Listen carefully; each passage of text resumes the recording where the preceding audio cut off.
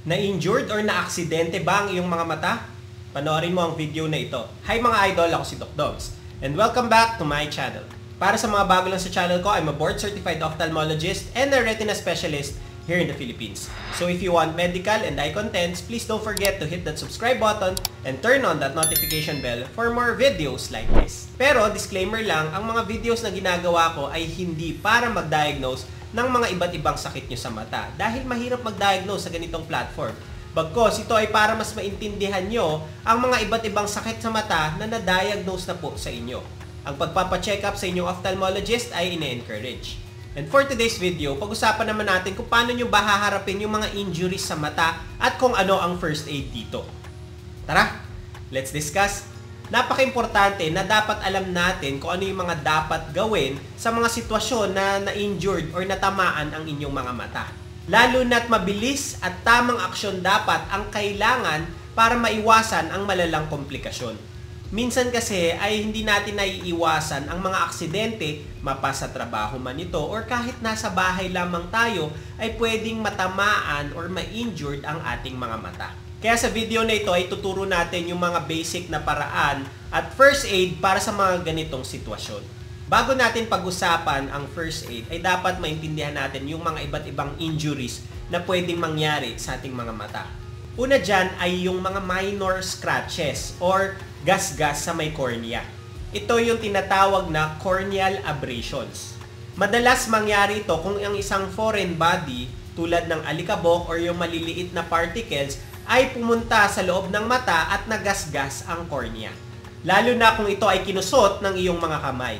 Ang cornea ay ang klarong kristal sa pinakaharap na parte ng mga mata na siyang nagkokontrol ng pagpasok at pagtama ng ilaw sa loob ng mga mata. Dapat ito ay clear at smooth. Pero dahil nga ito ang pinakaharap na parte ng ating eyeball, ay prone ito sa mga paggasgas ng mga maliliit na particles na pumapasok sa loob ng ating mga eyelids. Ito ay karaniwang pwede mag-cause ng pananakit, pamumula, parang may puwing, hirap na buksan ng mata, at minsan pagkalabo. Bukod sa mga alikabok na pwedeng pumasok sa mata, ay meron ding mga foreign bodies tulad ng buhok, mga maliliit na piraso ng metal, buhangin o di kaya makeup na pwedeng mag-cause ng irritation at infection sa loob ng mata. At kung hindi maaksyonan, ay pwedeng mag-lead sa mas malalang injury sa cornea. Bukod kasi sa mga maliliit na gasgas, ay pwedeng mag-cause ang mga foreign bodies na ito ng mas malaking sugat sa cornea.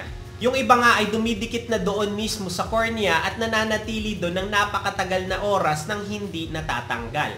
At kapag nagkaroon ng mga malalaking sugat o di kaya may nagstay na foreign body sa cornea ng matagal nang hindi natatanggal, ay pwede itong mag-cause ng malalang impeksyon sa cornea na pwedeng mag-cause ng pagkabulag kapag hindi naagapan. At kung naagapan naman, ang mga sugat na ito ay pwede naman mag-cause ng pamumuti or pamemeklat sa cornea na pwedeng tumakip sa iyong paningin at wala ka nang makita. Tandaan, ang cornea ay dapat klaro. Kaya lang kapag ito ay nagkasugat, ay pwede itong mag-leave ng permanent na pamemeklat or pamumuti sa cornea na pwedeng tumakip sa iyong paningin at mag-cause ng pagkabulag. Next na injury na pwedeng mangyari sa mata ay yung chemical injury. Ang mga chemical substance tulad ng mga ginagamit sa panglinis, yung mga gamot, o di kaya mga chemical sa industriya, ay pwedeng mag-cause ng pagkalapnos ng cornea at ng mga mata. Ito yung tinatawag na chemical burns. At dahil nga ang cornea ang pinakaharap na parte ng mata, ay ito yung pinaka na-expose kaagad kapag natamaan ng chemical ang ating mga mata.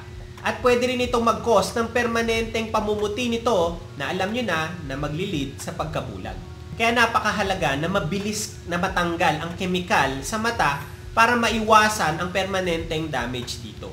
Next naman ay yung blunt na force or pagkatama sa mata. Nangyayari ito kapag nagkaroon ng direktang lakas or matinding impact sa mga mata tulad ng kapag ito ay nabunggo, nasuntok, o di kaya nagkaroon ng aksidente sa mga sports. Pwede ito mag-cause ng pagpasa, pamamaga, pananakit, pati paglabo ng mga paningin.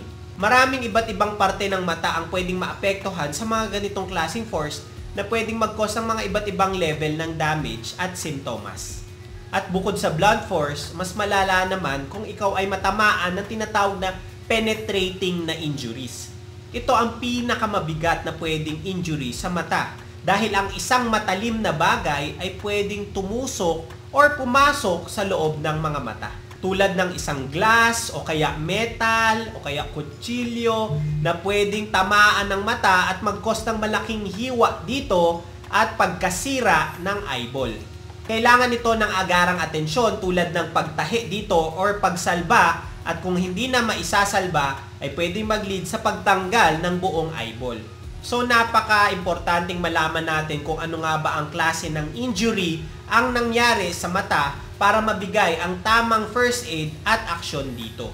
Nang sa ganon ay maiwasan yung mga further complications. Ngayon, pag-usapan na natin yung first aid na mga dapat gawin para sa iba't ibang klase ng eye injuries. Siyempre, prevention is better than cure pa rin. So hanggat maiiwasan natin na magkaroon ng injury sa mata, ay dapat natin itong maiwasan. So if nandun ka sa lugar or pupunta ka sa lugar na mataas ang chance na matatamaan ang iyong mga mata, ay kailangan mong magsuot ng protective equipment or goggles para maprotektahan ito. Mapasa trabaho man yan or kung gagawin mo yung paborito mong hobby or sports o di kaya sa iyong bahay tulad ng garahe o kaya ng kusina, ay suotin ang tamang protective goggles para maprotektahan ang iyong mga mata. Iwasan mo yung mga mapapanganib na nga na sitwasyon na alam mong pwedeng matamaan ang iyong mga mata. Halimbawa, kung ikaw ay nagtatrabaho sa may mga industriya na may mga malalakas na kemikal, ay siguraduhin na may proper ventilation at may tamang protective na equipment. Punta naman tayo sa kung kunwari nagkaroon ka na ng eye injury mismo. Kung ikaw ay nakaramdam ng maliit na puwing lamang, kunwari nahanginan ng iyong mga mata at parang may puwing na pumasok, ay wag na wag itong kukusutin dahil pwede itong magpalala ng gasgas sa cornea. Gamit ang malinis na tubig or saline solution, ay padaluyan ang inyong mga mata para matanggal ang foreign body. Pagkatapos ay dumiretso na kayo sa inyong mga doktor para mabigyan kayo ng tamang gamot para dun sa mga maliliit na sugat nang sa ganon ay hindi na ito lumala at mapigilan ang infeksyon. Lalo na kung meron na itong kasamang paglabo ng inyong mga paningin. Para naman sa mga nasa construction sites tulad ng mga nagwe-welding or nagka-grinder na hindi nagsusuot ng kanilang mga protective goggles, ay pwede kasing matamaan or pasukan ng mga maliliit na bakal ang kanilang mga mata at bumaon ito sa kanilang mga cornea. Pag ganon ay wag na wag nilang pipilitin tanggalin kung ano man ang dumikit sa kanilang cornea ng sarili lamang nila. Dahil maaari itong magdulot ng mas malalang problema at pwede mong mabutas or pumasok ng tuluyan ang bakal sa loob ng mga mata. Again, ay banlawan ito ng malinis na tubig or saline solution at pumunta na kagad sa inyong mga doktor sa mata para matanggal ito ng maaga.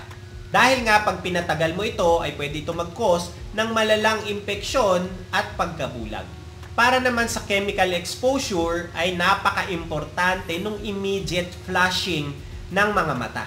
Again, babanlawan ng malinis na tubig ang mga mata pero ng mas matagal ng mga 15 to 30 minutes na dire-diretso. Ito ay para matanggal ang chemical na bumabalot sa cornea at sa mata. Take note, dapat tuloy-tuloy or continuous irrigation para matanggal talaga ang mga chemical.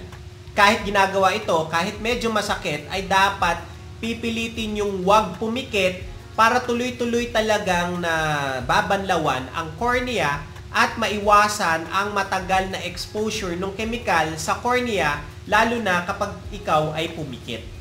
After nito, again, pumunta kagad sa iyong mga doktor sa mata para mabigyan ng tamang gamot kahit na nabanlawan mo na ito ng maayos. Para naman sa mga may blunt force na trauma or injury sa mata, kapag ito ay nagkaroon ng pamamasa or swelling, ay maglagay ng cold compress for 15 to 30 minutes ng 3 times a day sa loob ng 24 oras. Ito ay para mapigilan or makontain yung pagkalat ng pamamasa.